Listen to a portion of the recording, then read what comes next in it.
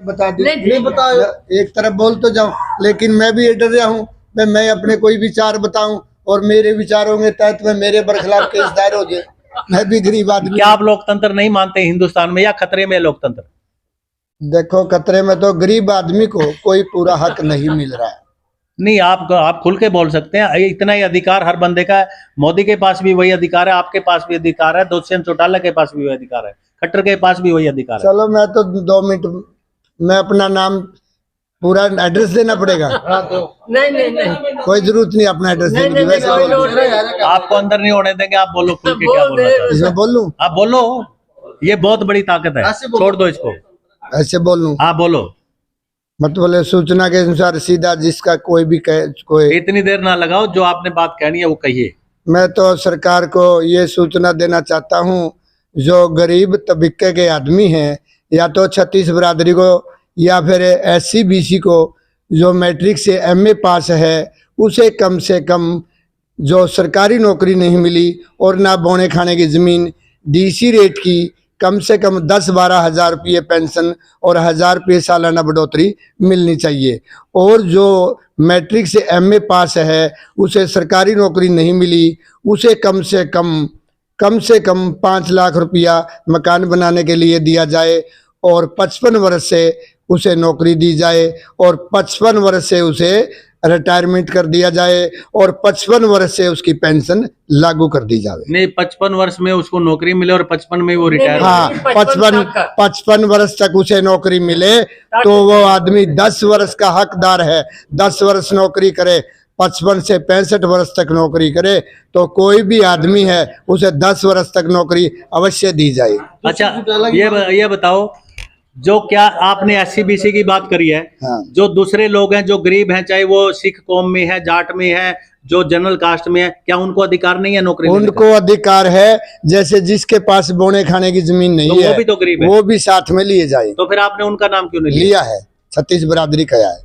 आपने सिर्फ SC BC की बात करी। पहले मैंने कहा 36 बरादरी का बराबर हक दिया जाए। जिन किसानों के पास आधा किला भाई नहीं है, किसी के पास 2 कनाल है, उन लोगों का क्या हाल होगा? जिन लोगों के पास 2 किले पूरे या 2 किले से नीचे जमीन है, उन्हें गरीबी रेखा में जोड़ दिया जाए। धन्यवाद। और कुछ कहना चाहते हैं? बस, थैंक यू। बस ये बोल दिया इसमें मैंने। दुष्यंत ने वादे करे थे, जो 5 वादे बता रहे थे ना। हाँ। अरे 5 याद नहीं है इनको? नहीं याद है इनको, बता रहे तो एक ही है 51 वादा। नहीं, ये मैंने बोल दिया 36 बरादरी को, या बोलना कुछ नहीं नहीं और नहीं मैंने। देखो, अगर अंदर करेंगे भगवान सिंह जी, एक मिनट, खबर मेरे विचार काफी है। नहीं, आपको अंदर गरीब आदमी है। हम क्यों, आज जब आप बात कर रहे हैं 58 वर्ष के आदमी की पेंशन होनी चाहिए।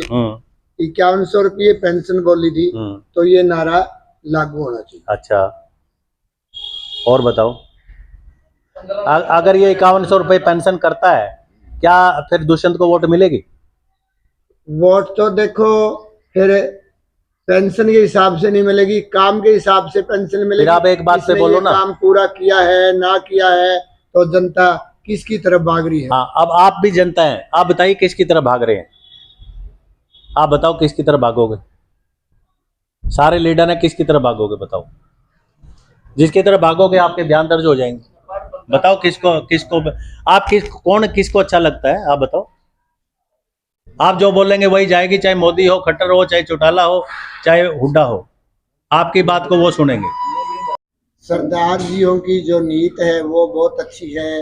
इनके पास कम पैसा हो या ज़्यादा पैसा हो, गुरु नानक की कृपा से ये अपनी जेब का 10-20% पैसा रोटी चाय पानी में लगाते हैं, ताकि बाबा नानक की कृपा से जनता को सेवा मिलती रहे और जनता सिख बरादरी को अच्छा बताती रहे। हमारे जो देसी लोग हैं वो अपना 10-20% पैसा जेब में बचाते हैं या बैंक में बचाते हैं, दूसरे को खिलाना नहीं चाहते, अपना अपना पेट भरना चाहते हैं। दूसरा चाहे मरो या जियो, अपना पेट भरो। इंक्वायरी की जाए कोठी पर कितना पैसा लगा हुआ है और बैलेंस पैसा कितना है, उसका 30% पैसा समाज विभाग में भेज दिया जाए, जो बुढ़ापा पेंशन और कन्या लड़कियों के कन्यादान में काम आवे।